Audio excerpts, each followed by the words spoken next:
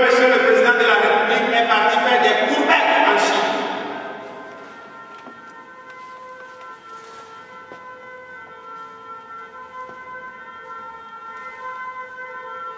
Vous n'avez pas entendu, vous n'avez pas lu? Quoi? Il lève-toi et parle fort. C'était au Parlement européen avec David comme Daniel. Daniel, pardon. Comme c'est vrai que la République, pourquoi il y va, il dit comme le président. D'accord.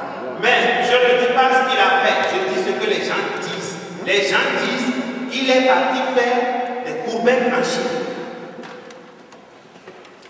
Je veux le dire en langage chrétien, je veux dire que les gens disent, je ne dis pas que c'est ce qu'il a fait, mais les gens disent qu'il est parti adorer la Chine.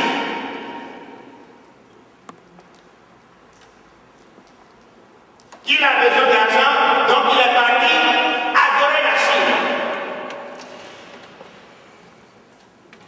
Ici, il y a eu un monsieur dans le livre d'Esther qui s'appelle Mardochée. Il y a un monsieur qui a dit, quand je passe, il faut que tout le monde fasse des courbettes. Il dit, moi, jamais.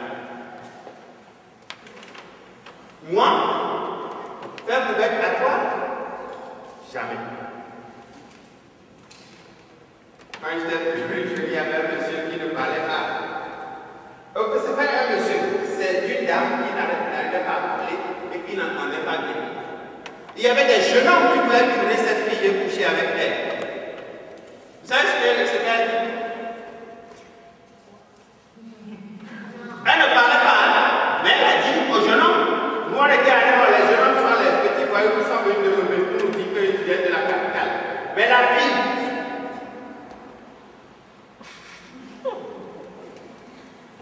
alléluia, elle a fait comprendre qu'elle ne savait pas parler, mais elle est intelligente. Il y a beaucoup de gens qui savent parler, mais vous voyez, vous comprenez? Mais que Dieu nous aide. Alléluia. Il a refusé de faire la courbette. Pourquoi? Parce qu'il a choisi d'adorer Dieu et Dieu lui seul. Dans le passage que nous venons de lire, il y a 3 jeunes hommes. On dit 3 jeunes hommes. Dans le pays dans lequel ils étaient, on pouvait dire que c'est des immigrés. En fait, ils étaient des captifs. Ce n'est pas des immigrés, des captifs. On a fait la guerre à leur pays, on les a vaincus, et après on a choisi quelques jeunes hommes bien en forme. Et ils étaient parmi ces jeunes hommes, et ils sont venus. Et là, le défi était grand. Le roi a fait ériger une statue d'or.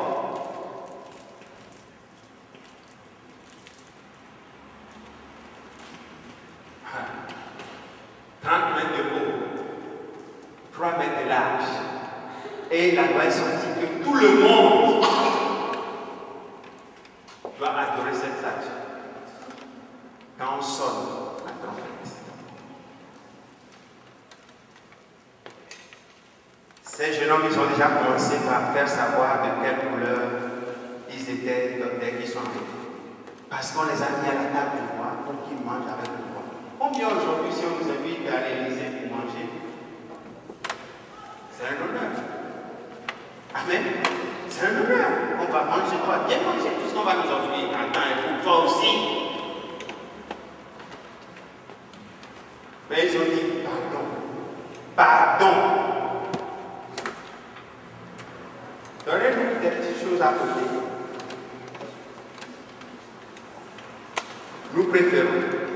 Non pas parce que les nourritures du roi étaient des choses mauvaises, mais si vous lisez bien la parole de Dieu, c'est des nourritures qui sont dédiées à un autre Dieu.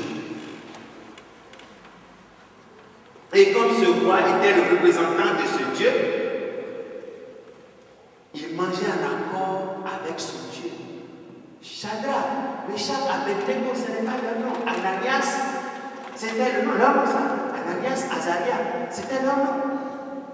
Mais quand ils sont venus, on les a baptisés. À partir d'aujourd'hui, tu ne t'appelleras plus Ananias, tu t'appelleras Shadrach. On leur a donné le nom de leur Dieu. Je vous en prie, si vous avez la foi, On peut vous changer de nom, on ne changera jamais votre foi. On peut vous changer de pays, on ne changera pas votre foi. On peut vous changer d'habitation, on ne changera pas votre foi. On a changé d'habitation à Joseph, on n'a pas changé sa foi. Il s'est retrouvé en prison pour rien, selon les hommes, mais on n'a pas changé sa foi. Vous et moi, si nous avons la foi, c'est comme ça que nous devons être. Que quoi qu'il arrive, nous serons comme Job. Dans la souffrance, Madame Job a dit à Job, écoute, maudit Dieu. Ça, tu vas mourir et puis bon, la souffrance, ça s'arrête là-bas. Tu souffres trop. Job a dit, écoutez, c'est vrai que je souffre trop. Mais je ne pense pas comme ça. Et puis je ne vais pas prendre ma bouche pour maudire Dieu. Si Dieu lui-même choisit de me tuer, ça c'est son problème. Mais moi, Job là, tu vois, il parlait à sa femme. Même si Dieu me tuait, moi je vais continuer à croire en lui. Amen. Je vais continuer à croire en lui. Rien ne doit nous séparer de l'amour de Dieu manifesté en Jésus-Christ, notre Seigneur. Paul a dit, rien, ni la mort, ni la vie, ni les choses passées, ni les choses présentes, ni les choses à venir, ni la souffrance, ni la difficulté, rien, même pas les anges, ne doivent nous séparer de l'amour de Dieu manifesté en Jésus-Christ. Là où est concentré ce que nous appelons la foi.